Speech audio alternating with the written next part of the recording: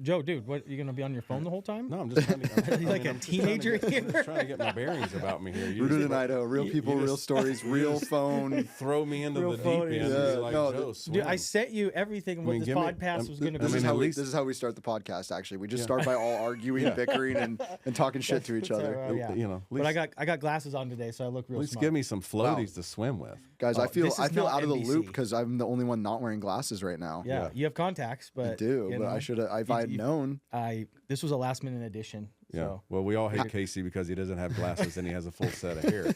So What are you talking about? I got hair. halfway through, can I wear those glasses? Yes, we'll switch it. We'll switch it up.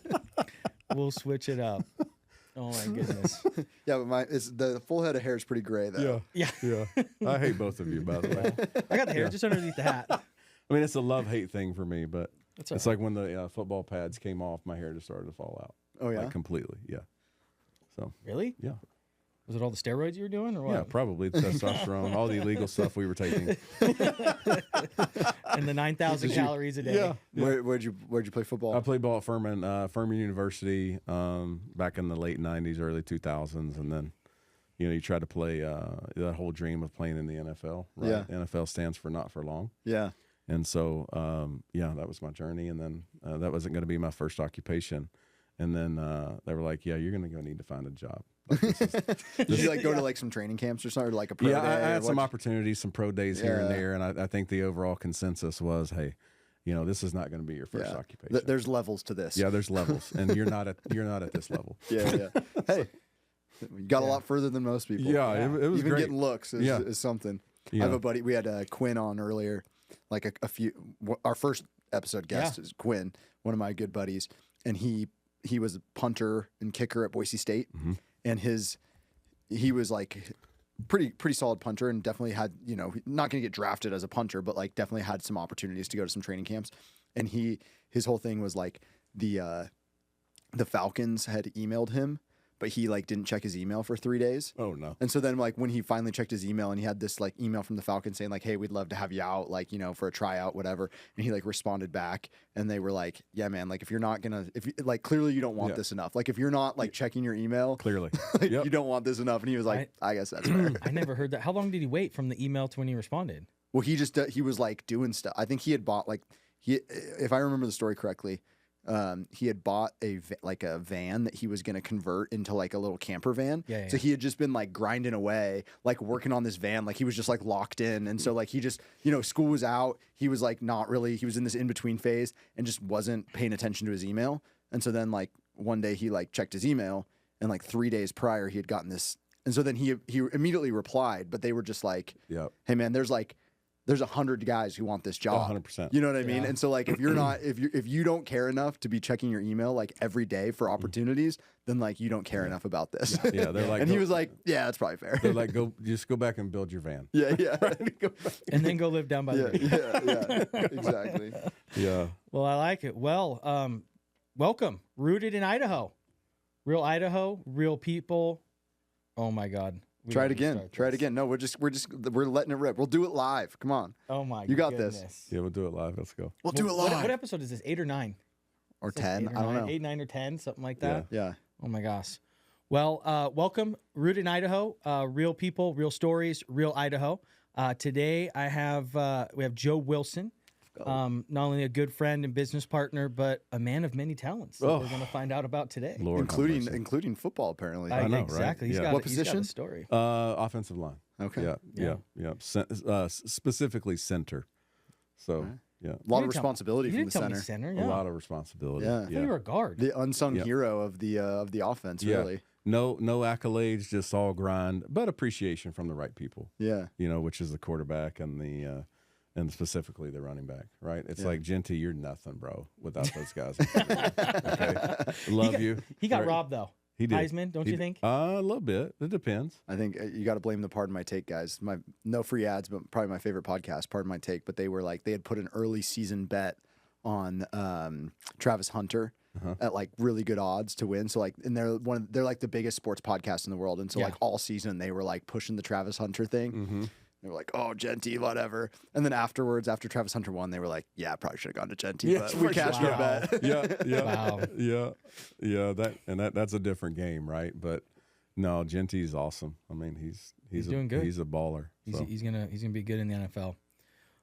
Joe, well, I wanted to get in. I mean, a lot of different businesses. I know you do different things, but I wanted to start with EXP and talk a little bit about that and what you're doing these days, and kind of go from there. So you want to talk for our about listeners? You want to explain what EXP is? Well, of course, that's what Joe's going to get into. Oh, okay. Yeah. So I mean, EXP is EXP Realty is the largest independent real estate brokerage on the planet, right? Yep. And so, you know, I've been in real estate for a little bit over a decade, and was with another company, the Red Company, I'll call it, drinking the red Kool-Aid, and you know, started as an agent, and then you know, got the coaching bug, you know, and I just really feel like there's, you know, I think, well, you guys know this, like you reach a level of success, which is all about you. And then you kind of reach that level, and you're like, hey, when you reach this level, you said you'd be happy. No, I'm not. And so there comes a level of significance, right, where I want to help other people do what I've been able to do, blessed. And I was at EXPCon recently, and it's a big 10,000 person place, and it's a lot of stuff. And I'm up on stage and talking, and they're like, you know, what's your secret sauce?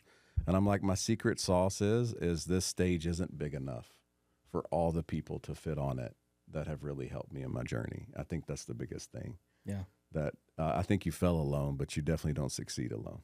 Yeah. So, but back to EXP Realty. Yeah. So I'm with them now. Some amazing opportunity. One of the largest independent brokerages in the world. And so what I do for EXP and for myself is I help agents build massive passive income through revenue share and stock options with EXP, and also help their production business as well. Yeah. So that's in a nutshell without going on a sermon for the next couple hours. But, you know, getting into that too, I mean, you know, that's kind of where you're at currently, but, you know, your story, even from Big Red, right? Mm-hmm. And just coaching in general, like, where do you think coaching, like, that's not for everybody, right? It's like in the NFL, right? It's like really top guys, quarterbacks or running backs, they retire, and all of a sudden they think they're going to be coaches, right? Mm-hmm. And it's like they're not always going to be a good coach. So, like for you, what do you think was it that makes you a good coach? Like, I think you gotta. I think as a coach, like you literally have to meet people. They're coming to you for whatever reason, right? Because they trust you, they see value in you, and you can help them go from where they currently are to where they want to be. Yeah, and really understanding, like meeting people exactly where they are. Getting really clear on where is it do you actually want to go, and what is the roadmap? Like, because, you know, Casey, you own a lot of businesses, you do too. It's like you can give somebody the roadmap, but unless they have the skill set, the mindset, and all these other intangible things, like the roadmap doesn't really matter. Yeah. So I think really understanding where people really are on their journey and getting really specific about that is super important. And I love to hear people's stories because I think we're all great. But the big question mark is, are you willing to do the things that are going to make you great? Yeah. Right. So. Yeah. And I think specifically when you talk about, you know, real estate, most real estate agents don't treat it as a business. They treat it as a job, right? Right. And I think that's a big thing, you know, and you helped me with that too, you know, just understanding those differences is, you know, you can still provide high level of service to people, but it doesn't always have to be you. You can be the CEO of your own business. That's right. And let it work, right? That's right. Yeah. I think that's the biggest, I think with any business owner, we're so in the trenches all the time, every single day, doing all the things. And we fail to be like, wait a minute, I run a multi-million-dollar business, and I don't need to, these things have to be done, but it doesn't mean necessarily that I have to do them. Like, is that specific to my skill set? Yeah. You know? And so I think one of the biggest things in coaching is, does training work? Sure it works. Does coaching work? Sure it works. But there's got to be a high level of accountability for any of it to work.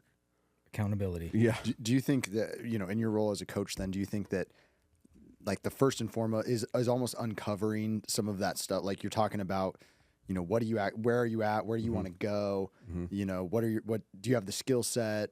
You know, is the accountability is part of the value of having a coach is just uncovering some of that, figuring that out, and then having the accountability, right? It's like, it's not like you have all these secrets that people can't just find anywhere. Right. But it's just helping them actually narrow that down, because I think even for myself, oftentimes it's like if you ask me, well, where do you want to go? It's like I don't know exactly. I And don't so know. Yeah. almost forcing the issue of going through that exercise Yep. of like defining what the whole goal is in the first place, Yep. and then having someone who's gonna, who you're maybe paying or that you're, or at least is meeting with you regularly. Yes. Who's gonna be like, all right, here's Yeah. your homework because Yeah. we have to figure this stuff out. Yep. Like that's kind of a large part of the job in terms of from that business coaching standpoint, right? Yeah, I mean, I think, I mean, we could talk about this for hours, but I think one of the biggest things is as a coach, like, do you love me? Hopefully, probably love-hate relationship a little bit, but also do you trust me to do what I am doing, and have I done what I'm helping you Right, with? I think right. is the biggest thing.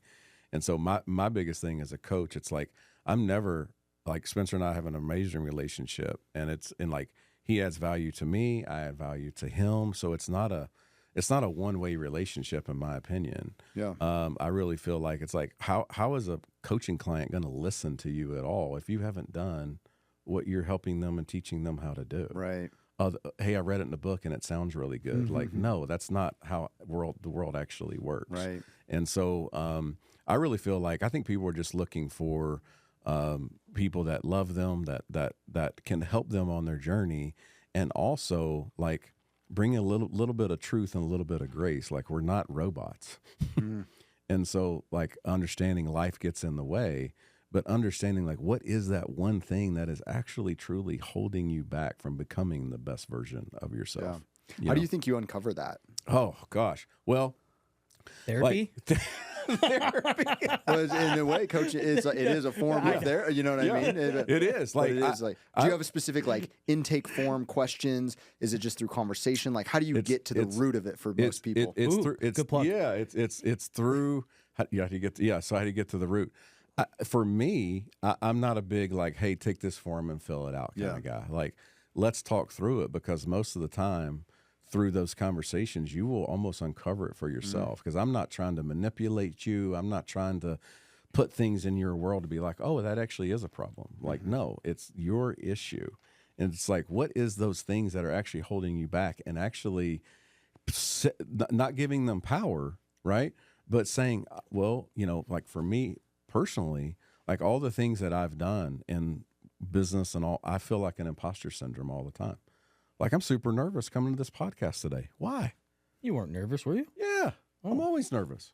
Oh. Like I'm getting up on stage a couple months ago. I'm about to throw up behind backstage. Yeah. Well, 10,000 people. I probably Well, I'm about to absolutely throw up and lose my mind, and every part of me wants to like exit door left, because I feel that imposter syndrome. But I think those fears that you have, that it's a fear, but I think also that fear might be your greatest asset too. Yeah. Usually there's there's a little kernel of, right? Like if you weren't a little afraid, if you didn't have a little bit of that nervousness, like how much do you actually care? Yeah. Right. Yeah. Like it's a little signal to a degree of like, oh, this actually matters. Yeah. Right. If it didn't matter, you'd be like, If it didn't matter. And I think it's also a choice, right? What I mean by that is like, there's a good quote, what's on the other side of fear, and it's growth. Well, right? Yeah. So that's a big thing, is you've made that decision that I'm going to grow, and not everybody is going to step through that and want that growth. Right. Sit at that comfortable level. They know, that they can do just enough to get by, where it doesn't really make them kind of push to that next level. Yeah. Right. Yeah. I think so. Like, I think all of us can be great. Like all of us, not talking about football, right? Like football is genetically driven. Like I can't teach you to be 6'7", 350 pounds. I wish I was 6'7". And like, we're talking about Genty here in Boise. Like I can't teach you to be, 5'10", 220 pounds and run a 4.3. Like I can't teach that. It's actually 4.6, but okay, 4.6. Okay. But what I can do is take a zero-sum game and say, hey, this person that you look at, this person that you look up to, they're no different than you. They started somewhere. Mm-hmm. So there was something intangible about them that you can't really see or put your finger on that makes them who they are. They're just people. We're all just people. It's like you look around at I think this often, you look around at every business, everything that's, and you're like, that was just someone's idea that they were able to execute on and bring into the world and like actually bring into fruition, right? It's just, everything is just starts as an idea, and then it's about, can you execute on it? Can you do the thing? But these people, Yep. And it Not could be smarter than you. No. Don't have any other superpowers. They're No. just a person who did a thing. Yeah, right? who did a thing. Yeah. Yeah. and it is crazy, right? Like I think of someone like elevator buttons. I don't know why that popped in, but like the person that got a patent My gosh. on elevator buttons, like who would have thought like- of to do something like that? You know, Like some of the genius things. And you're talking about coaching. It's like, you know, like the coaching relationship. Like I know more about my coaching clients than probably anyone on the planet. Probably more than their spouses do. Yeah. Right? Because they're vulnerable with you. And I think one of the biggest things, I did a big survey to like, because there's a ton of awesome coaches out there that have done so many amazing things, and everybody's now a coach, right? So is a ton of amazing things. It's like I sent out a survey. I was like, why do you choose me? Like you pay me, like you pay me every single month. You do this, you do that. Why do you continue to choose me? And they're like, Joe, I'm scared to death to hop on a call with you and not do what I said I was going to do. Because, Spencer's a lot like me, is like, I won't leave a conversation. No, I won't leave a conversation until you do it. So I will have a Groundhog Day conversation with you months on end, and it gets real awkward and real uncomfortable. okay, so no problem calling it out. Yeah, no problem calling it out. Yeah. So, but I think we need everybody, and it's like an old football coach that I used to have. Like, I thought he hated me.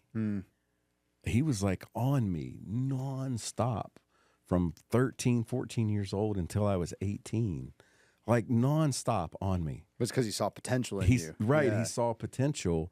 And then I went back after high school when he brings me over to the side. He's like, hey, I'd like to talk to you for a second. And I'm like scared. I'm a grown man. I'm like, this guy kind of like, you know, and he brings me over to the side and he's like, hey, I just want to let you know I'm so proud of you. And I absolutely love you. And I was like, what? Like this guy? It's like, this guy said this to me? And I was like, well, coach, I thought you hated me. And he's like, no, I love you.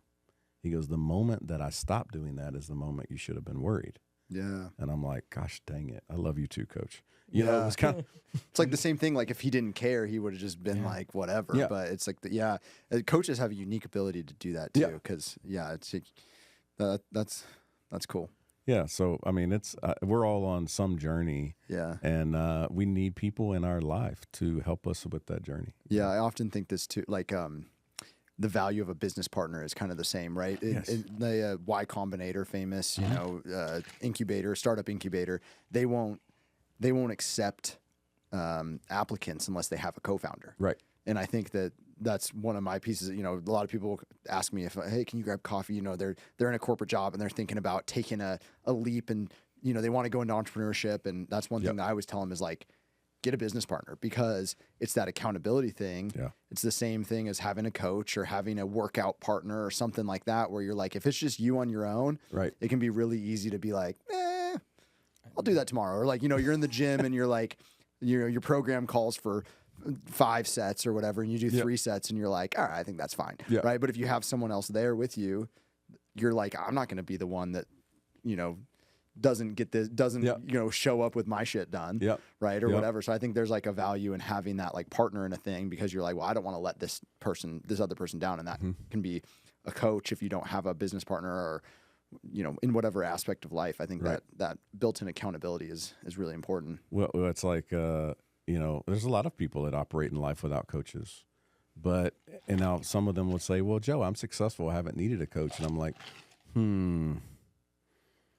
what would your success possibly look like if you were to bring in a high-level coach? Like, Sure. What if you were to 5 times or 10 times your success level? Like, I'm not saying you're not doing great, but I'm like, there's always someone bigger and better and badder than you are. And so why would you not take that? It may cost you some money, but it's an investment on yourself, return on investment. So, Yeah. yeah.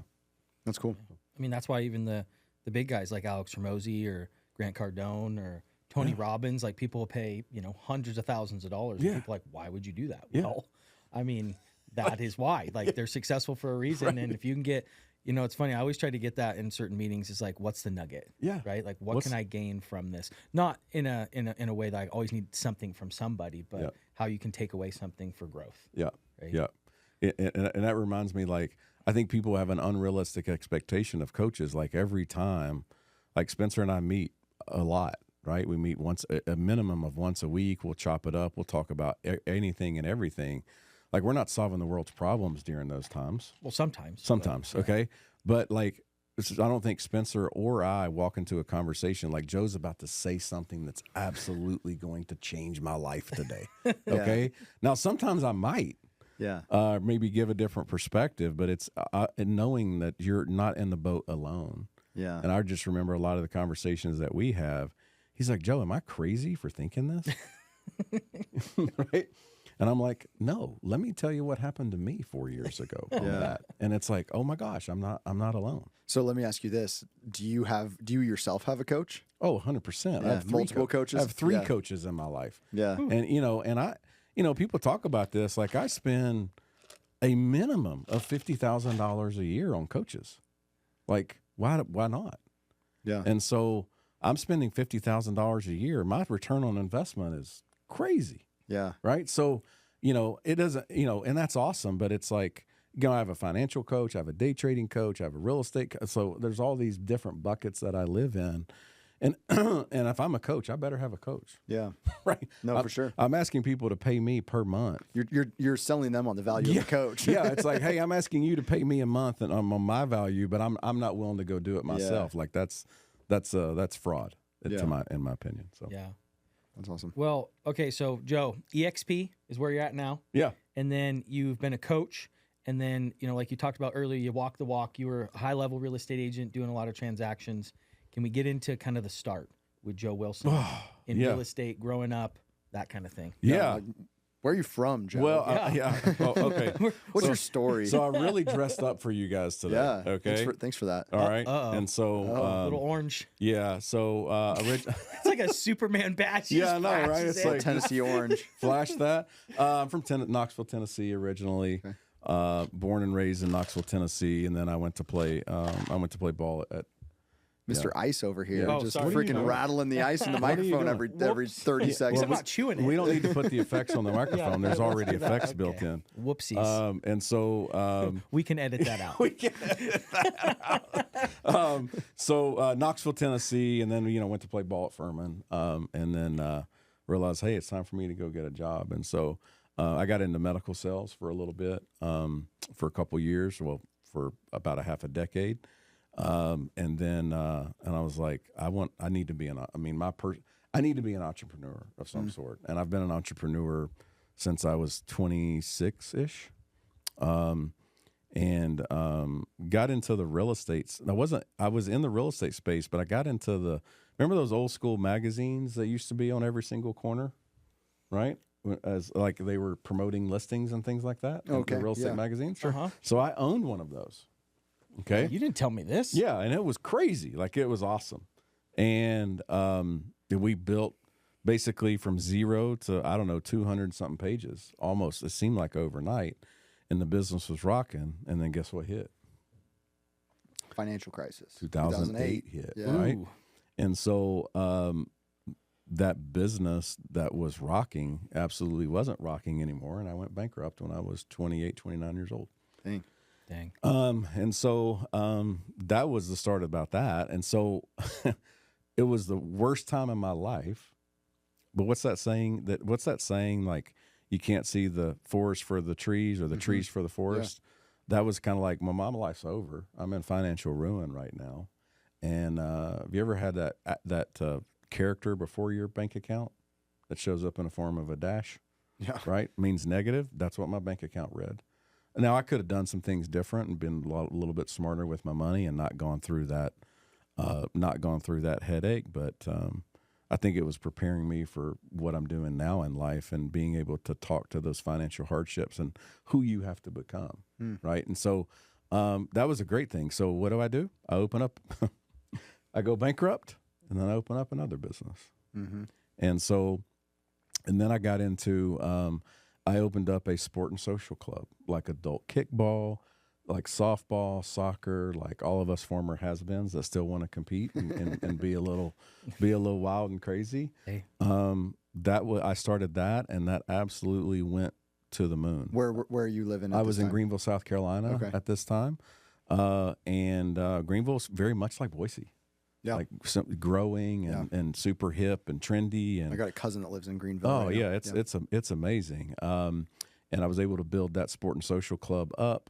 We had a ton of it was social, so we owned a ton of events, country music concerts. We did a ton of craft beer festivals and things like that. And then I was able to franchise that out to a couple of different cities and sell it. So that was really cool.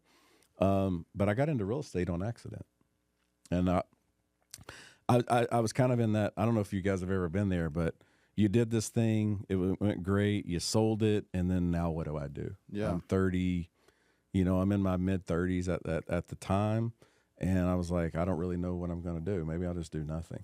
Yeah. And so I had a guy that worked with me for years and was like, hey, I think you'd be an amazing real estate agent. And I'm like, no. Nope. Because I didn't really have a great mindset around real estate agents at the time. Some people because I dealt with a lot of them on the real estate book side, and I was like, yeah, I don't know if I want to be chasing people around. And so you did the magazine listings you weren't an agent yourself. No.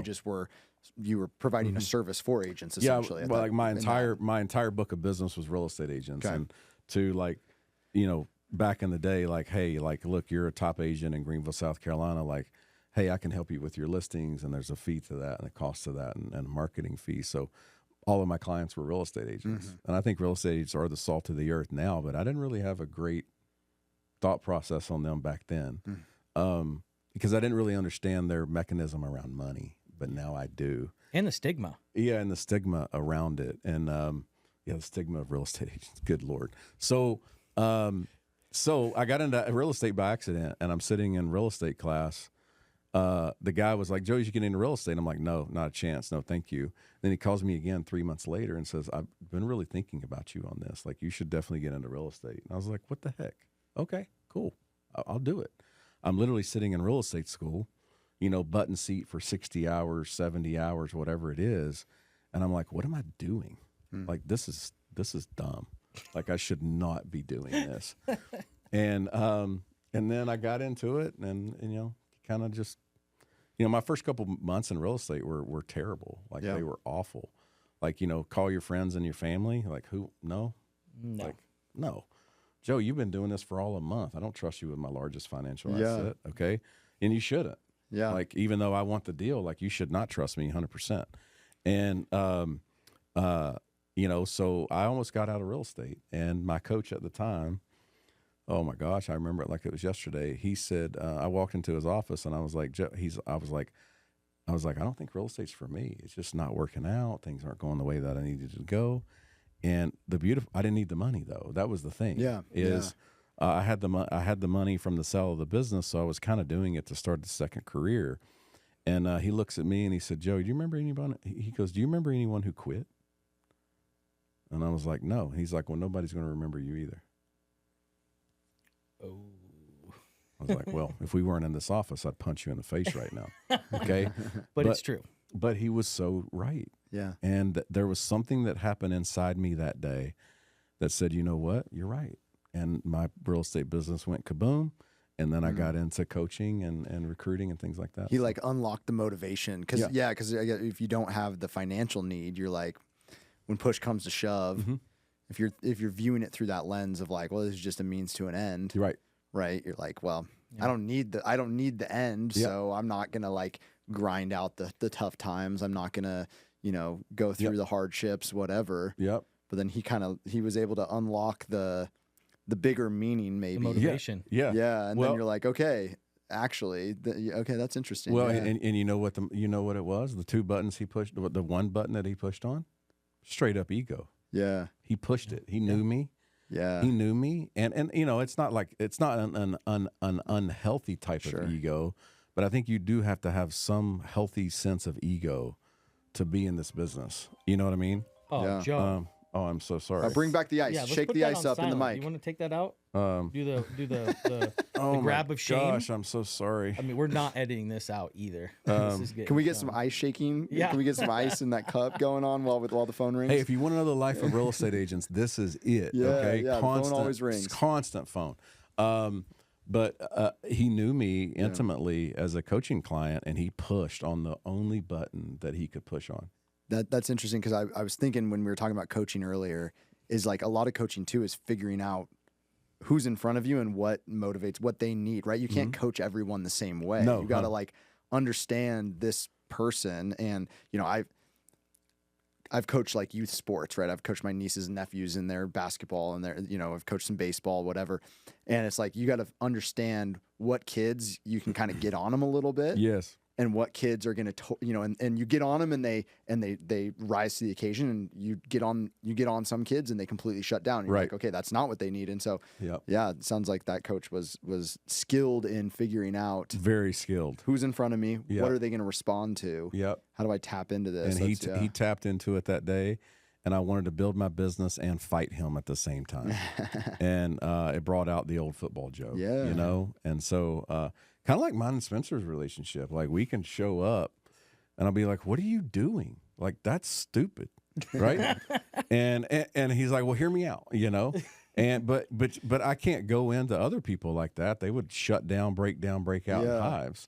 But if I also went to Spencer and was like, hey, I love you, you got this, he would be like, shut up. I don't need that. I don't need that. Right.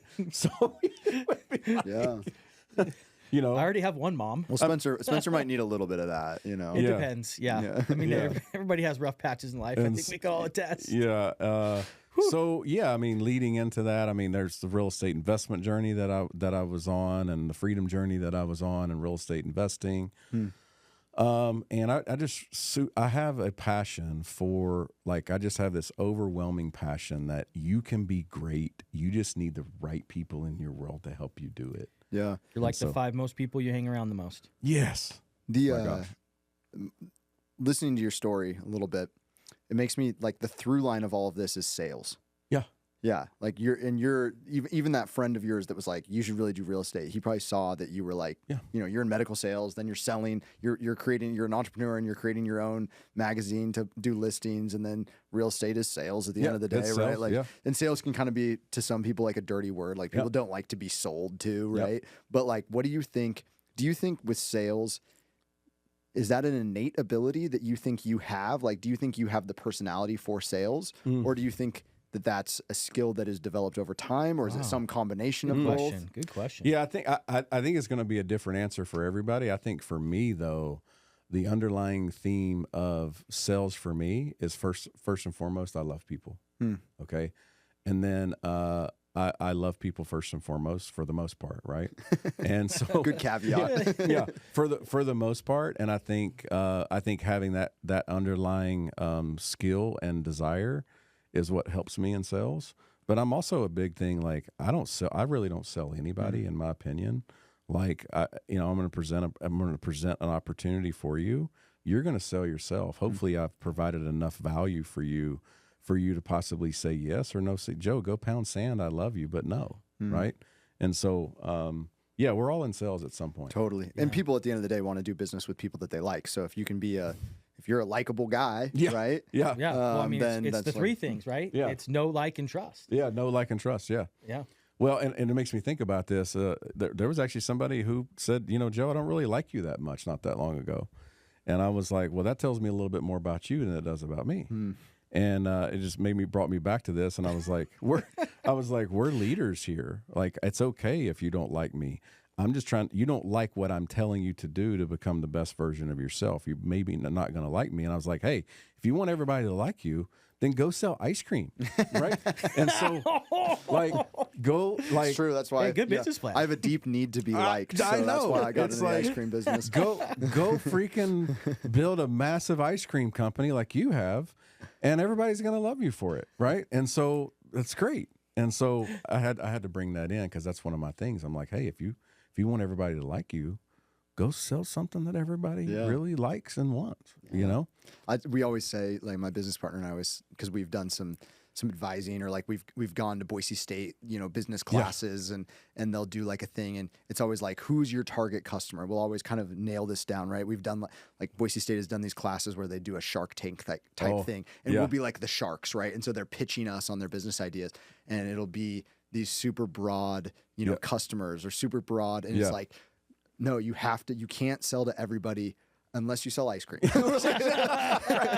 Like, unless you're like, we can kind of sell that. Our customer can be everybody, but you need to have a specific customer in mind. But you know, you picked that niche though, right? Yeah. So I mean, it was I mean, that's awesome. Yeah. And I would love to be in some of those little that would be awesome. Yeah, to fly on the wall and just kind of listen. It's been a few years since we've done it, but it's really fun to hear the pitches and try to give some feedback and pressure test the ideas and do that whole thing. Well, and I think this is going to come off a little egotistical. It shouldn't be.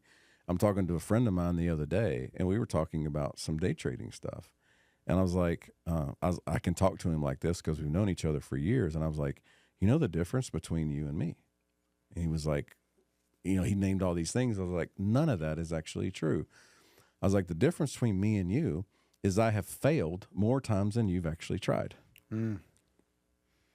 Yeah. And I think that's the secret sauce with entrepreneurs. It's like, you're seeing these 2 or 3 things that actually worked. Yeah. But you didn't see these other 12 things that didn't work that you would think I was an idiot. Yeah. Right? Like you didn't see those other things and all the challenges and bells and whistles I had to go through to fail at those things to obviously get to the glacier that you see now. It's taken swings, and I think a lot of, like, all of us are in entrepreneurship, and you hear that a lot about like the failure, but like it's trite, but it's so true. You know what I mean? Yeah. It's like, we're all just getting bloodied and bruised out here all the time. But then there's people out too that see you successful, and they're like, oh, he just got successful, or he has that, or whatever. You know what I mean? They don't see the behind the scenes stuff, because entrepreneurship it's these right. It's peaks and valleys, and it's good times and bad times, and it can be like a lonely journey because a lot of people in your life aren't doing it, you know, and so you're like, they don't understand the peaks and valleys.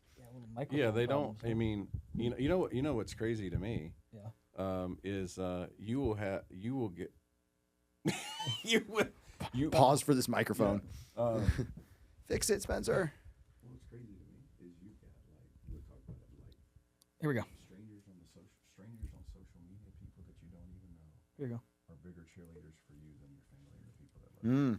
Here you go. You know what I mean? Yeah. To bring it back. It's try like, not to mess with it too because I'm much. sure when you guys, you're gonna open what? Yeah. You're gonna open up what? Yeah. You're gonna open up an ice cream? Like you're gonna? I mean, there's already 50 of them here. Whatever it is. Yeah. And that's like when everybody's going right, you go left. Yeah. Right. Yeah. And then they think you're crazy. Well, you have to have you have some insight, right, of something you think will work or might work. Might work. Yeah. And then you got to take a kind of a wild chance on it. Yeah. And I think most people, sitting with that uncertainty, it's like, what's your tolerance for risk is maybe one word for it, but it's like, what's your tolerance for uncertainty, right?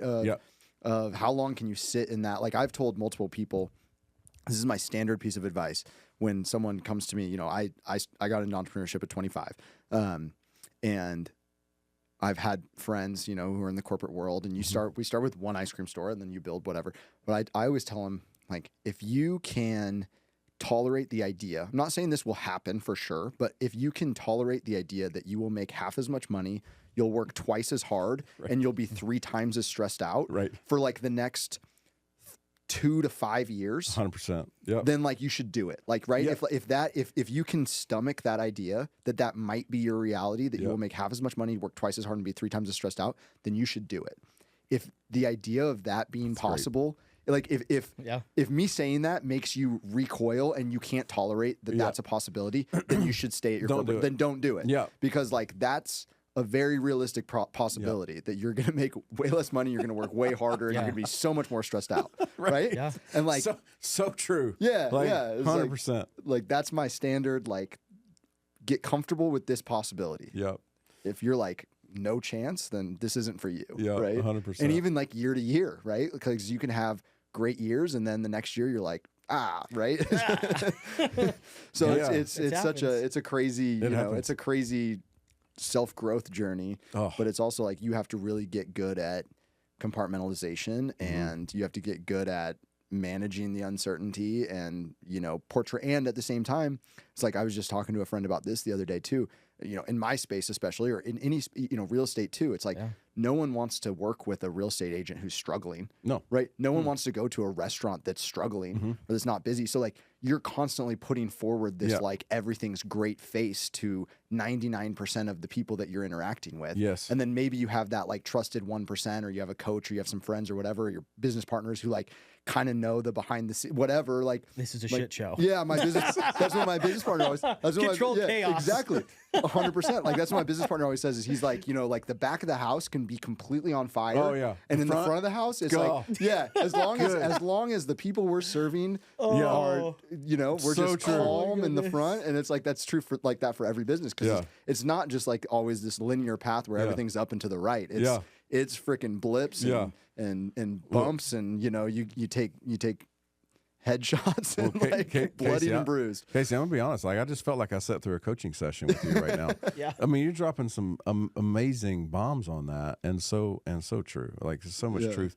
Like I told somebody, it's like entrepreneurship is like you stepping into a ring with Mike Tyson and not training for it. Yeah, Like because the only way to train for it is to do it. it's to do it. It's Yeah, step in that's it. there. Everybody's got a plan. Well, Mike Tyson said this. Everybody's got a plan until you get hit in the mouth. 100%. And so it's like when you get hit in the mouth, it's not an if, it's when you get hit in the mouth. How are you going to respond to that? And I think that's what makes successful entrepreneurs and non-successful entrepreneurs. Yeah. So yeah. 100%. Casey dropping some bombs and let's go. Let's I go. love it. Freaking pumped right Love now. it. So, but back to the. You want me to continue on the story? Yeah, Yeah, a look, little look bit? at he's just taking control of this podcast. No. I love it. ABC. Yeah, Always be connected, Yeah, right? always. Yeah, always be curious, right? Ooh, I like that. Always be You curious. never told me that one. Yeah. Okay. I feel like I'm in a coaching session right now. I know. Should we charge for this one? This episode, we should charge. Yeah, this people one's for behind a it. paywall. yeah. What's our Venmos? Hey, it's 10,000 an hour. No, I'm joking. Some things should be. However, is getting through all the bells and whistles of coaching. I'm in a big transition in my world where I changed broker. I was with a brokerage for 8-9 years, and that's how Spencer and I originally met. And then I transitioned to another company with more building opportunities, more of a national coaching and opportunity from a scalability standpoint. And so, that was really hard. Like, you go through all the things of an entrepreneur. Like, I wasn't losing, but I wasn't winning as much as I possibly could have been winning. And so, you go through all those lies that you tell yourself, like, what about my friends at the play? What about my friends at the brokerage? And what are people going to think about me? Where everybody's going straight, and you're like, I'm going to take that hard left because it's going to serve me and my family at a level that I can possibly only dream of. If I'm going to bet on myself, though, And so, but then, what's crazy? I don't know what's your sleep pattern like. Well, I kind of know what your sleep pattern. Yeah, is it's all like. over the place. Depends Okay. on the day. So I stay up late, later than my wife. And so one night I am literally, it's like almost accidental. Like I'm literally on YouTube and I run across this guy named David Green. Okay. And David, if you ever listen to this is a plug, bro. So No free ads, but David Green no free plug. ads. Okay. So Wherever you are. David Green is a 25 to 30 year Wall Street vet trader. And I run across something that he's doing on YouTube, and I just click on it. And he's advertising coaching. Come in, I'll coach you, train you on day trading. I'm like, all right, that's pretty cool. Let's go. So I literally got on his website, and I gave him like $700 for the month. Why not? Worth a shot. Worth Let me a learn sh- something new. Worth a shot. It was like $600-700. Better than buying something off an infomercial, right? Yeah, right. It was like six because I'd always been kind of interested in it, Yeah. And I was like, well, now I've got some time. My schedule's freed up a bit. I'm gonna try this thing, and that's how it first started. And then, fast forward 3 years, only 97% of day traders are unprofitable, and by the Lord's will and by grace here, like I'm part of the 3%. Yeah. Which has been absolutely amazing. But it's one of the hardest things I've ever done in my life. It is an absolute mirror up to you every single day of discipline and following absolute rules to the T. Because if you don't follow them, the market will humble you real quick. If you think you're smarter than the rules. If you think you're smarter than the rules and you're smarter than the discipline, you'll get wrecked almost 100% of the time. So yeah, that, I mean, you know, without diving into the weeds of everything, but yeah. At what point did you come to Boise? And did you come from Greenville, or did you bounce around between? Yeah.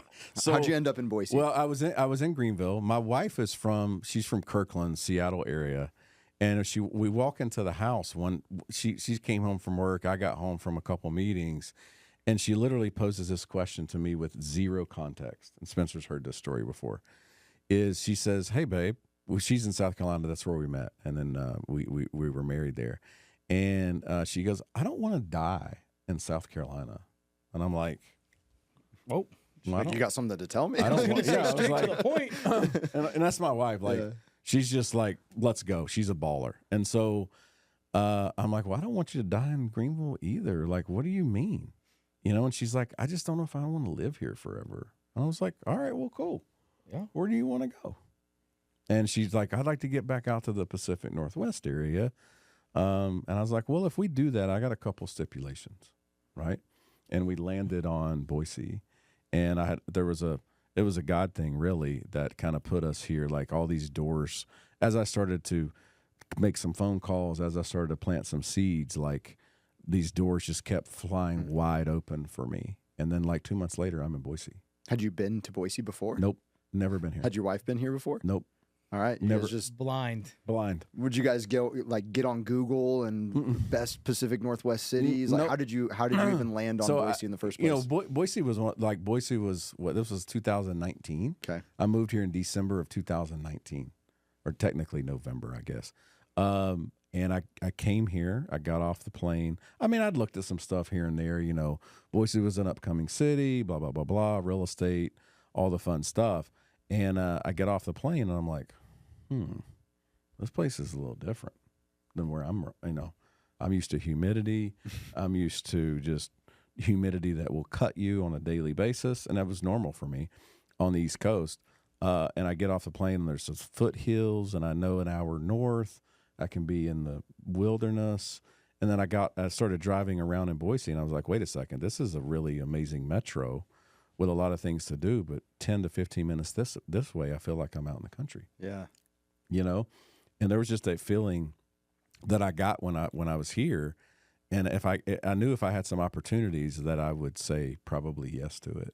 And so yeah, it was kind of like a leap of faith, really. How was that experience, like resetting? Because you've probably built up this whole business in South Carolina. Yeah. You know, clients, friends, and then you move to Boise, and you're like, kind of, you know, we talked to Spencer about this because he did the same thing, coming here knowing one person Yes, you did. a few years before you. Yes, but you like, did. how did you go about making connect? Like, what did that look like to say, okay, I'm kind of, because in real estate it really is who you know and your network and all that. So like, was there any? Sounds like you didn't have a lot of trepidation about leaving South Carolina and starting over. Was that? Do you have confidence in your ability to just build up a new network? Or well, it was.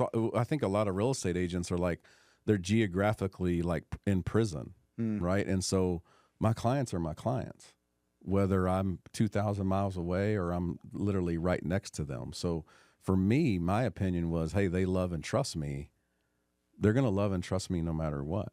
And so that happened. And so, and now was I able to serve them and put signs in yards? And, you know, no, I wasn't able to do that. I was able to connect them with some partners in the area, but I had transitioned more to running a couple offices where I was on the leadership role of the real estate side more so than I was in the trenches of serving buyers and sellers at that point in time. So it was a little easier for me to do that. But I mean, like Spencer, like you got to bet. You got to bet on yourself. If you can do it once, well, now my skill set hopefully is even better than how I was able to build it in the beginning. And so there wasn't any thoughts that, but there's always a chance that, hey, you're not able to build it, but you know, we'll get there. We'll get there when we get there. Yeah. And so there wasn't any. I was just going to bet on myself. Yeah. And Sounds go like through that you'd process. probably done well enough at that point too. It's from what I'm Yeah. hearing too, that you weren't like in this, I need to make a sale as Yeah, I soon need as I to get make a there. You know, I'm sale living and- sale to sale or Yeah. anything like that. So you had a little bit Yeah. of runway to be Yeah. able to come here, build up your build it up business and all that. Well, and I was running one of the largest real estate firms here in Boise at the time, and was there for 2 years. So it wasn't like I had to rebuild this entire buyer seller pool that I had left in Greenville, because that wasn't necessarily my focus at the time. So now it may have been a little bit different if that was the case, where you're basically moving from there to here and you're starting from scratch again. Mm-hmm. But then again, I mean, if I would have lived in Boise at the time, like the average price point sale in Greenville is not as high as here. So I basically could sell 2 houses, maybe 2.5 houses for the price of one here. Mm. So it was like, you know, my business could go down and I would still make the same amount of money. Yeah. Right. So there's always that thought process as well. So. Yeah. Well, so you did the transition, and then the day trading, when that started, it just kind of continued while you're here in Boise, right? Yeah. Yeah. So the day trading stuff, like I tell people I'm a full-time day trader, and they're like, what are you sitting and look at charts all day long and in your giant queue and you're out of these charts? No, like I literally day trade for 30 minutes to 45 minutes a day. 7:30 in the market. I'm out of the market by 8:15 my time, and then I go on about my day and do all the other things that I do. So it's a full-time income, but it's not a full-time. What does that process look like? What's happening in those 30 minutes, in those 40 minutes? 30 minutes. I don't know if people care about this, but I am a momentum order flow scalper, where I am a base hit machine, right? Okay. So like if I see green, what does that mean? Like high volume, low? Yeah, there's a lot of liquidity. There's a lot of buying orders or selling orders that are coming into the market, because I'm a retail trader, right? I don't move the market. The big players move the market, and I just see that wave coming. Catching the tailwinds. I see the wave. I see the wave coming, and then I just put my surfboard down and hopefully ride along with the big dogs. Get your little piece. Yeah, get my little piece. Get my little piece in my world, and then I'm out. Yeah. So I'm a day trader. Like there's also investment pieces too, where, you know, like the normal everyday person, they're investing into, let's say, Apple, and they're going to buy it at $100 a share and ride it all the way up to $200 a share and just hold it. Yeah. But a day trader is like, I am in and I'm out. Yeah. It could be a 5-second trade. It could be a 2, 3, 4, 5 minute trade. Well, you're just trying to find those couple percent moving parts, and you get enough of those over time, and that's interesting. Yeah. How much like research has to go into that? Well, it's almost like an entrepreneurship, right? It's where like people see where I'm at now, but it's like, well, you're an overnight success with 10 years in the making. Yeah. Or like day trading for me was, it looked like I'm an overnight success, but it was 3.5 years in the making. Right. And so I had my breakthrough year this past year, where I was profitable in the first year, but I really had my breakthrough year this year, to where I really felt confident to really speak on it and be like, not necessarily an authority, but actually I really care about what this guy's saying. Some proof. Some proof. I've done this. Let me tell you how not to do it. Yeah. Because my first year in trading, I lost like $50,000 my first year in trading. Yeah. So yeah. Could have invested that in more coaches. I could have. Yeah. It was like, might not have lost that money. Well, I was like, my coach is like, what are you guys teaching me? Teaching me how to lose money? Let's go. But it was really, it was one of the hardest things I've ever had to do in my life. And all the failures and all the challenges that we've had before, like you never really know why those things are there until you're like, wait a second. All the challenges and all the headaches I've had before have actually prepared me for this moment. Yeah. Yeah. Right. And you brought a good point up, because I've talked about that, before, is that you can either look at starting from the beginning or starting over again, or you start from a new level of perspective and understanding and just knowing, that perspective. Yeah. Right. Yep. Yeah. Yeah. And I think the biggest thing about day trading too, it's almost like entrepreneurship. Like obviously day trading is extremely profitable. It's one of my most profitable, I would say, ventures that I am in.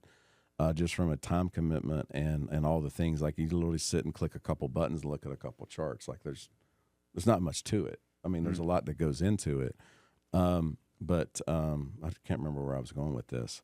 But it's doing all the having like the systems. And I think the biggest thing, even in entrepreneurship and trading, is the same thing. I'm an entrepreneur in trading. Is like we go in with all these unrealistic expectations.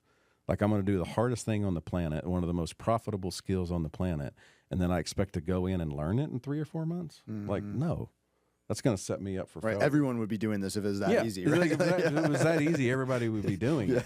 And so I think we go into the same thing as entrepreneurs. Like, I'm going to open this thing up and I'm going to ride off into the sunset. And all of a sudden, everyone's going to show up and give me their money, and it's just going to be easy. Yeah. It's just going to be a cakewalk. I'm going to open up an ice cream shop, and there's going to be lines around the freaking corner every single day. And sometimes there are, but sometimes there's not. But sometimes it's January and snowing in this, you know. Nobody wants ice cream, right? It hasn't been that cold this year, which has been crazy. No, it's been nice. All my family's in Tennessee still, and they've gotten more snow than we have. Oh no. Yeah, it's crazy this year. You know, it's been warm. And you know, day trading seems like to me. I don't have a lot of exposure, so I'm going to ask some noob questions. Sure. Maybe the audience will be interested in this. Maybe they won't. Sure. But like it seems like one of those like black box. You know, almost everybody, their advice would just be like, don't try to don't try to be smarter than the market. Don't try to beat it. Just put your money in some low cost index funds and just like ride out the market. It goes up 8 to 10% a year and just long term hold, right? So like, let's say someone has $1,000 or $5,000, and they're like, I want to get started in this. Mm-hmm. What do they do? What does that look like? Because you said you're a retail trader, right? Yep. You're trading. So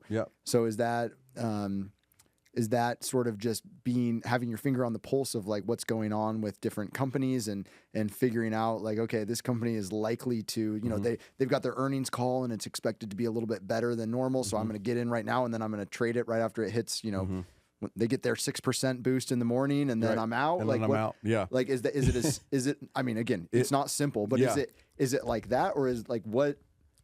Peel back the curtain a little bit in 5 minutes for us. Of like, Lord. what is what does that actually entail? If someone's like, hey, I've got $1,000 that I'm willing to light on fire. Yeah. How do I get started in this in a small way? Well, I would say it's not about the money. It's about your willingness to do one of the hardest things you've ever done for the most freedom and the most profitability thing you've ever done in your life. And when you say the hardest things you've ever done, in what is hard about it? Like, in what way is it the mental? Yeah, it's the like everyone's like, everybody has a strategy, everybody has a setup, and most setups and strategies actually really work.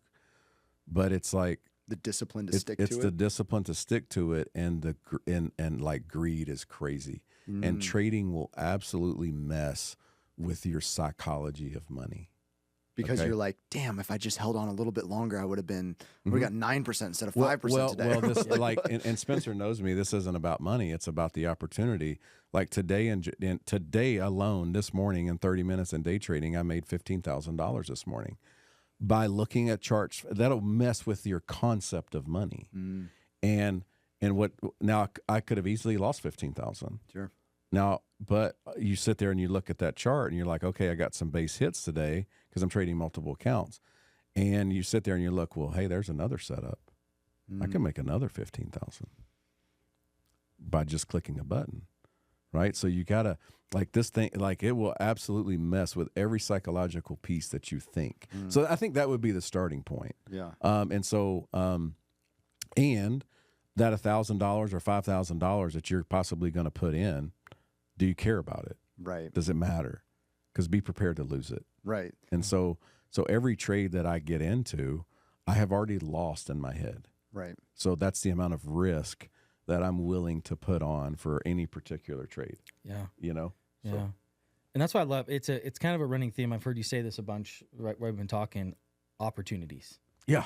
And it's cool because opportunities covers such a wide base. So like instead of, hey, I'm going to sell someone something, no, I'm providing them an opportunity, or I'm providing an opportunity for this and this. And it seems cool because it hits so many different spectrums, right? Like for yourself, I'm going to do an opportunity for myself. Here it is. Yeah. And it just comes out more, I think, true and authentic. Yeah. Of like, this is really what it's about. Yeah. And I think that's what people probably attract to you and different things is like, it's an opportunity. I'm not gonna sugarcoat it. I'm not gonna try to push you. I'm just gonna give you the opportunity. Yeah. It's right. Yeah. It's like, I love you. I love you. I know that you can be great. My question is, are you willing to do the things to be great?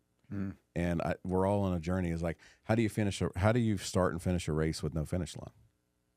I mean, that's kind of like what life is. An entrepreneur is like, there's no finish line. Like, what is it? Like, maybe I get super rich and I sell out and then I ride off into my boat. But like, and like how many stories of people who do that? They sell their company for a crazy amount of money, and then they like, are super depressed, or they have no meaning. They they think that, it's like you said earlier, you think like this is going to make me happy or whatever, and then you're oh wait. Well, and for me, it's never been.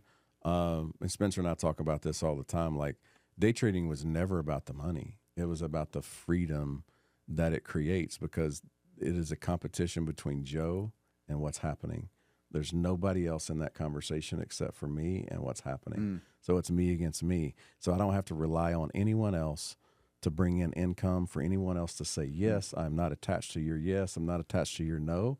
It is Joe and those screens, rocking and rolling. Right. So, and it's a competition thing. With that, so I played golf. I grew up playing golf. I played golf in college, and it's an individual sport. But you come from football, which is a team sport. So that trend, when you were saying that, it's like that made me think of golf, right? Because it's like it's just you out there. Nobody's playing defense. The ball is sitting there, right? And the ball, hey, whenever you're ready, do whatever you want, right? Like no one's preventing you from being able to do what you want to that golf ball, and you can rehearse it a bunch of times. And then at some point you got to get up and you have to actually execute on it. Whereas a team sport, you have your coaches, you have your teammates, you have a defense, you have, they're trying to prevent you, whatever. So like for you, it sounds like you kind of enjoy that masochistic challenge in a way of it just being you versus you to a degree.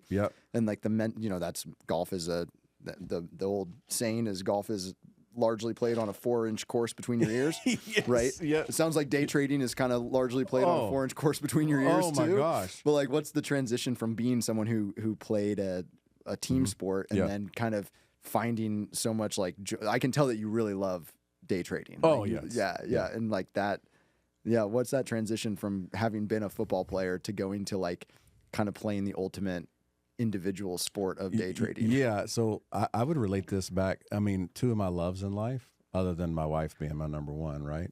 Smart man. Is no plugs. No plugs. Real estate and day trading are very similar, because I really started to love real estate because it gave me that dopamine of helping and being a servant leader to my clients. It gave me that dopamine that I used to feel playing in front of 30, 40, 50, 60, 70,000 people in a stadium. And so I remember my first check that I got from real estate, they slid it across the table. And I was like, I'm kind of getting chill bumps right now because I remember that. I was like, oh my gosh, this is amazing. Like I just felt that. Like I just helped someone and I got paid for it. Yeah, it's like this massive dopamine hit, and day trading is also the same thing where, you get in, you get out, it's you against you. And I need that. Like all entrepreneurs are probably a little psycho. Like I'm psycho. Okay. And I lean into it. I raise my flag on it. I'm a weirdo. Like I show up to parties and I show up to dinners with friends, and I'm a weirdo. Like I just am. And that's okay. Yeah. I go ahead. Yeah. It just depends on the day, right? Yeah. And like Spencer and I got together the other day. We watched the Super Bowl. Like everybody's talking about everything, and Spencer and I are kind of looking at each other like that's dumb, right? Like I'm sitting on the fireplace, and I'm like, I'm perfectly content right now. Yeah. Not having a conversation, just sitting by the fire and watching the game. Yeah. Spencer and I are sitting by the fire, not saying a word to each other, looking at the TV, just in happy bliss, And everybody else is talking about a bunch of bull crap or what TV shows they watch. I could give a crap. Like I don't watch TV. Like who watch? I mean, I watch sports, but like I don't do. Like I think the biggest thing for entrepreneurs, in whatever game that you're in, like you have to look different than everybody else, because if you don't, you're going to get the same results that everybody else is getting. That's I know that's kind of crazy, but it's true. Yeah, it is true. So. Got to be wired a little different. Yeah, you got to be wired. And I, like these guys playing, we're local here at Boise State. Like, how many people, how many people get that opportunity? Like, not a lot. No. Yeah. Very, very small percentage. Golf, even less, right? You got to be different. Like, you got to be built different. Like, I mean, you got to be a glutton for punishment a little bit. Yeah. I mean, And entrepreneurs, the same type of thing. I think that's why I graduate, and a lot of friends that a lot of my guys that I played football with, all of them are entrepreneurs.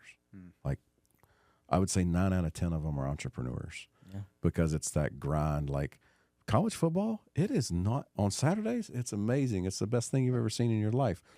Sunday through Friday, Kind of it's suck. awful. Like, it's terrible. You're on a tight schedule. Yeah. You're getting your Like, they own you. Like, you're an investment for them. They own you. It's awesome, but they own you. And so, like, nobody talks about that grind. Yeah. And that's why a lot of guys don't make it, and why the NFL is so different too. But. So many, I mean, that's my friends who played college football and stuff. They'll say the same thing. Like, the guys that are in the league, like, they're just wired completely differently. Yeah, is one thing. And I think that one thing that doesn't get talked about a lot too is like the burnout rate in college sports because of that, right? Like, I'm the same way with golf. Like, I didn't really touch a golf club for 6 years after I played in college, because I was so just like burnt out from just it's like, oh, you played, that must be so cool. It's like, I actually kind of sucked in a lot of ways. You know what I mean? Like, it wasn't actually that fun. Like, don't get me wrong, I love golf, but I didn't really love playing college golf, you know, and like in a weird way. And so I think, you know, to your point, it's you kind of have to, it does teach you these different skills that are like, how do you reconcile the, like, I love this thing, but there's a lot of that goes into it that I'm not so stoked on. A lot that goes into it. And that's kind of entrepreneurship too, my right? Gosh, yeah. Well, it's like just expectations of, like, entrepreneur side of stuff. Like, you know, I talk to a lot of parents, and I talk to a lot of, like, high school, like, hey, your kid's an amazing high school football player. They're not. That's all it's going to be. They're not like, they're not built. Like, they're not going to go play for Boise State. But they've been told their whole life, you know, you're good. Well, you're good in your little area here, but you're competing nationally for those spots. So it's like, but nobody could teach back in the day. I was 6'3", 320 pounds. Like, that's genetic. Like, you can't teach that, and you just build off of that skill set. Yeah, you know. So, wow. Well, that's awesome. You know, we didn't even hit on real estate investment. Yeah, it's another thing you do. Yeah, man. Like, where did that get started? Was that, like, how long into your real estate career did you start doing the investing side? Almost. Hold on a second. Almost right away, because I knew, in case you might feel this too, is like, I knew right away that I didn't want to sell homes forever. Yeah. Right. And I was like, I was on a podcast not that long ago, and then somebody said, Joe, what's your secret sauce? And I was like, my secret sauce is, I don't care how much money you make, live like you're broke. And that was the secret sauce for me. Yeah. And Spencer knows me super well. And so I live like I'm broke still to this day. And I think that's my secret sauce. It's like taking every single penny of what you have, having a reasonable lifestyle, and then using all of that income to produce more income, and that will not attach you to a yes or a no, depending on the meeting that you're in. Right? Yeah. So, yeah, the journey started. It was a 10-year journey. Yep. That was the plan, as a 10-year financial freedom journey, and what you focus on expands. And that journey went from 10 years to 3.5 years. Yep.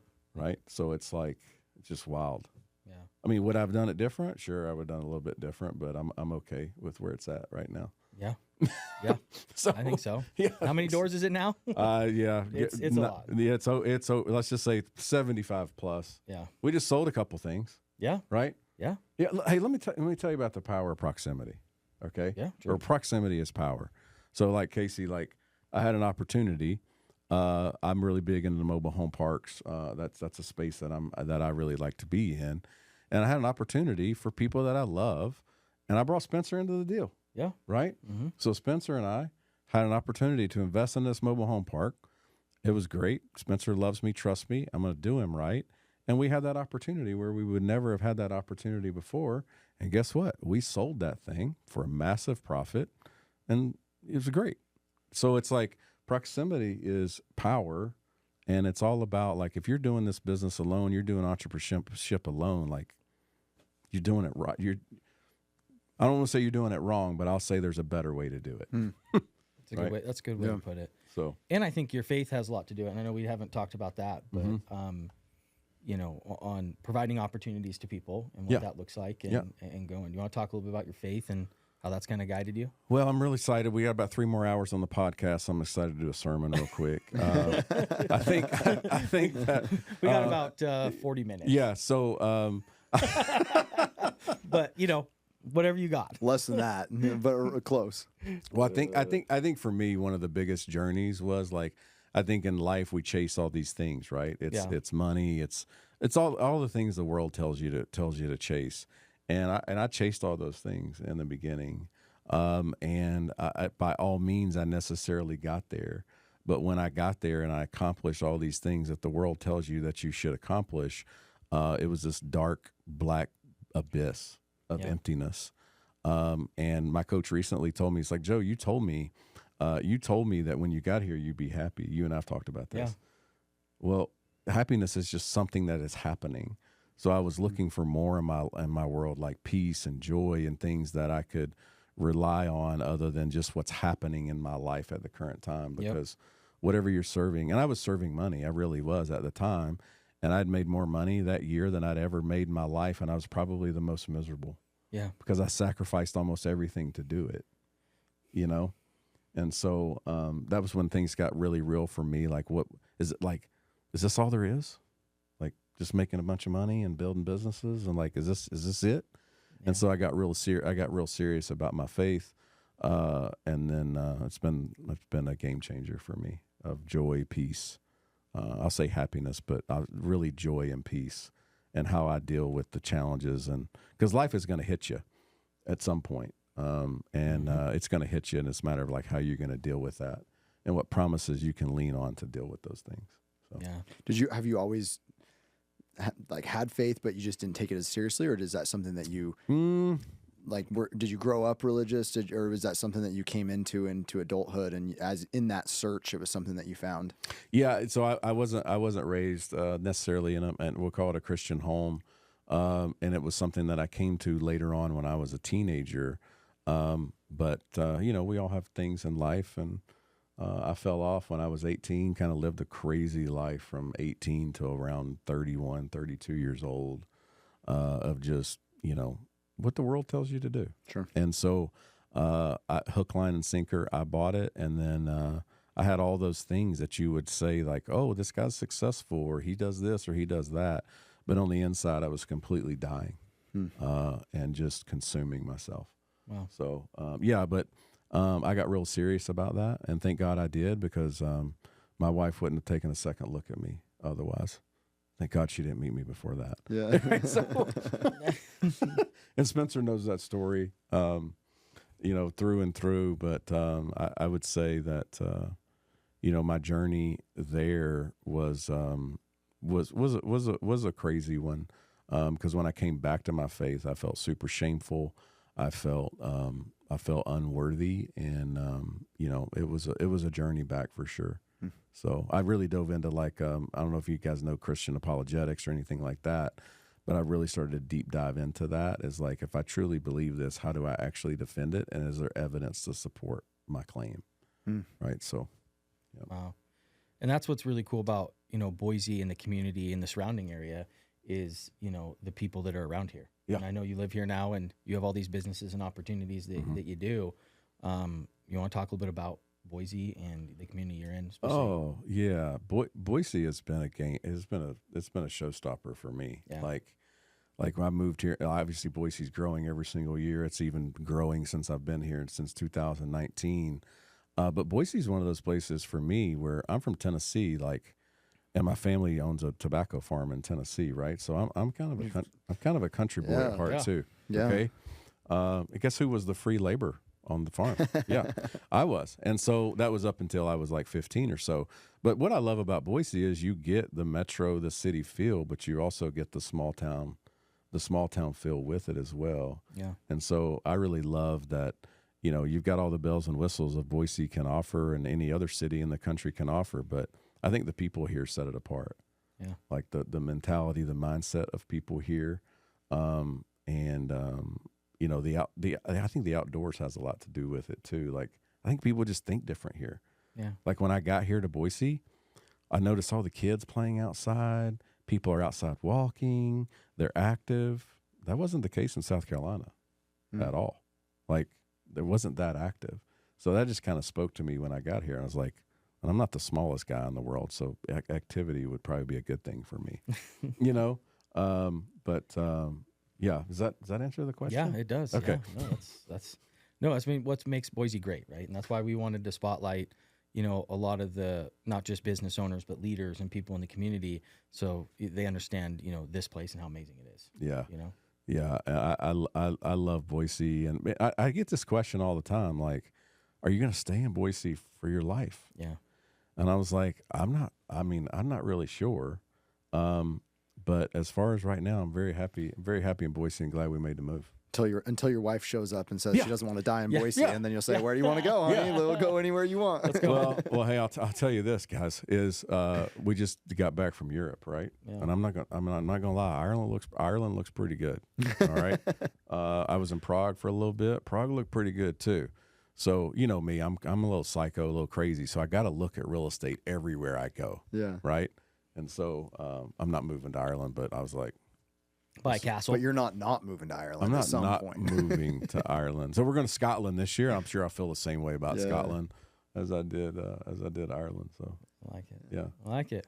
All right, this part of the show, Joe, segment is the good dirt. Wow. Take two. Take two. We'll do it live. Yeah. All right. oh, I just hurt my shoulder. All right, Joe. This part of the show is the good dirt, brought to you by Southie Real Estate. We're talking about the good kind of dirt, right? Just things going on and in the community. What do you have for us? Well, you know what? I know this is going to sound like a plug, but I was super impressed with the Boise Bash last year. Yeah. So I will be going back to that this year. It's so family friendly. It's so fun and just unassuming, and I just absolutely love it. It's people. No free ads, but No free ads. Boise Bash. But you know, it is. It was one of those things for me. Like without a plug, I'm a super chill guy. I love to just go downtown and walk on the markets and see all the business owners doing their thing. Yeah. Right. And Yep. selling whatever products they have. Like that absolutely makes my heart smile. So I love doing that. Heck yeah. Casey, what's yours? My good dirt is the folks who at Adopt the Greenbelt. Ooh. I've recently been in contact with some of these folks, and just they do really cool stuff. So they they adopt a section of the Greenbelt basically, and just remove trash and kind of clean up, beautify the Greenbelt. Obviously, everybody who lives and loves Boise knows the Greenbelt and has their favorite sections of it. So been in contact with these folks because they try to celebrate their Adopt the Greenbelt ambassadors and volunteers and stuff like that. So we're trying to do a little ice cream outing for them sometime in May. And so been chatting with them, and I just think it's really cool that we have all these community members who spend their free time, who volunteer to make sure that the Greenbelt stays clean and safe and all of that. So it's really cool. That is cool because as we grow, right? I mean, inevitably things happen, right? More people, more problems potentially. That's cool. They're doing that. Yeah. Yeah. Okay, my good dirt. I'm gonna go Hill City Church, Joe. Let's I know go. that's the one you go to. You got me to come there, and I recently went, and man, you provided me an opportunity. That's it. That's it. But really, like, just good people. Awesome church too, renovated, super nice. But really, the pastors and the people that we're talking make an experience, and I just wanted people to know about it. It's great. Yeah, it's good. And it brings me back to, hey, something awesome about Boise. Can I talk about this? Yeah. Talk about whatever you want. So when I came here for the first time and I went downtown, it was so clean that I was thinking to myself, like, does anyone live here? Yeah. Right? True. Like, I'm walking downtown Boise, and I'm like, I feel like I could eat off of these sidewalks. It's so clean. It's insane. And that was like super impressive to me, and like gave me an underlying theme of like, hey, the people in charge, the leaders in this area, like they really want this place to be what it is, and that was super like unassuming to me, and something that really stood out when I first lived here or when I first visited here. Yeah. So It's so funny because we didn't talk about this at all, but I'm born and raised in Boise, so I think it's one of those things that you take for granted, the place that you grow up a little bit, right? Yeah. I always love talking to people like you guys who came here, who didn't grow up here, who didn't have an outside perspective a little bit, have lived in different areas, different places, and they were like, man, this place is so cool. Like you know, maybe a future podcast guest, Stu, would be my be friend cool. Stu, who Have him on. Spencer and I played golf with Stu yesterday. Oh yeah. But he's lived in a bunch of places, and he's an absolute character. He But is. he's like, man, Boise's like, what a cool place, Oh. you know. And I'm like, yeah, It's yeah. so good. Yeah, so that's awesome. So good. But yeah, the cleanliness, people are like, it's clean, it feels safe, everyone's friendly, you know. And I think those are the things that when you just grow up in that environment, you're like, well, yeah, is not every place like this? And then you kind of realize, No. like, no, not every place is Not like every that. place. Well, Casey, it reminds me when I first came here, because I mean, I was in South Carolina, but I lived in D.C. for a little bit. I lived in Atlanta for a little bit. I lived in Baltimore for a little bit. And I moved here, and some natives were talking like, you know, Joe, don't really go to this area because it's really bad. And I'm like, In Boise? yep. Yeah. Right? Yeah. And they're like, you know, you don't really want to go to this area and this area. Well, what's the first thing I do? I'm there. going to go to those areas. Don't tell me and not to do and that. so I went to those areas, and I was like, this is the bad part of Boise? Yeah. Like, okay. This well, would be the good part of other I cities. was like, this was Yeah. the normal part of some other cities that I lived that. in. Like, Yeah. this was the standard. So it was just really, very eye opening Yeah. being in other cities. This is what makes Boise super unique. yeah, Yeah. people here definitely care. Yeah, So yeah. That's cool. Yeah. Sweet and funky. So Let's do the next segment brought to you by the Still and Funky Taco. Sweet and or funky. So something funky or something sweet that's happened to you in the last couple weeks. Joe, you Okay. want to kick us Joe, off? Yeah, I'll say sweet. Like in my neighborhood, there is a home for I don't know what you would call it. It's a home for adults that are say challenged or have disabilities of some sort, and they walk up and down the street. And a couple years ago, when I moved there, I'm kind of scary looking. Like if you don't know me, I could be a little scary looking. And so some of the people actually were scared of me when I first moved into the You're neighborhood. like the guy from Home Alone, huh? Yeah, they're like, this guy's kind of big. He's kind of scary looking. But like a week or two ago, and then we've built relationships, and this is so great, is this guy that lives in this home. I talk to him every time on the street now. We just kind of converse back and forth. And he brings me a bouquet of flowers. And That's awesome. I Yeah. almost started to cry.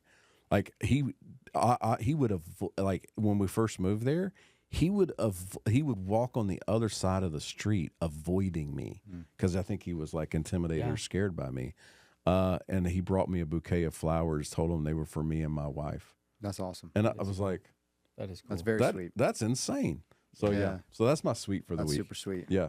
Shows the impact you can have on someone without necessarily knowing it too. Oh my right? gosh. Just by being friendly, taking an interest, being curious. Always be curious. Being right? curious. Just- yeah. ABCs, man. Yeah. Yeah. That's awesome. I like it.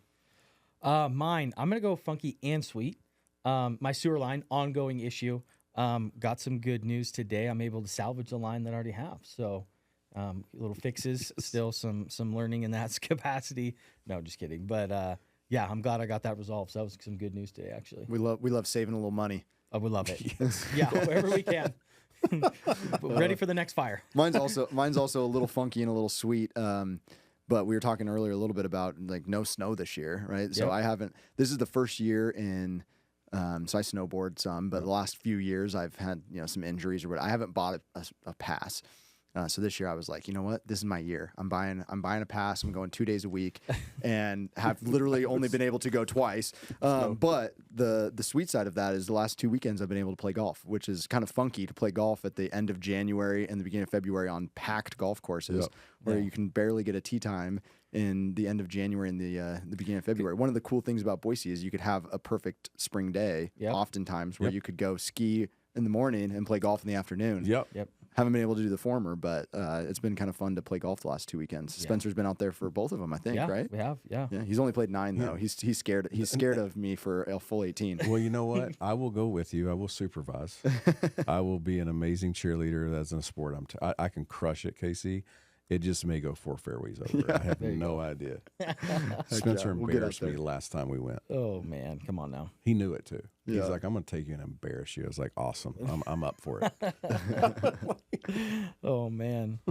Well, Joe, really appreciate you being on the show, coming and visiting with us, having some good convo. This has been a good one. Yeah. Well, thank you guys for having me. And then like we've only been here for what, I don't know, an hour and a half. and a half. Like, About an hour and a half. you know, my heart is so full being with the both of you guys. I'm with you a lot, but hey, I Yeah. just met you today.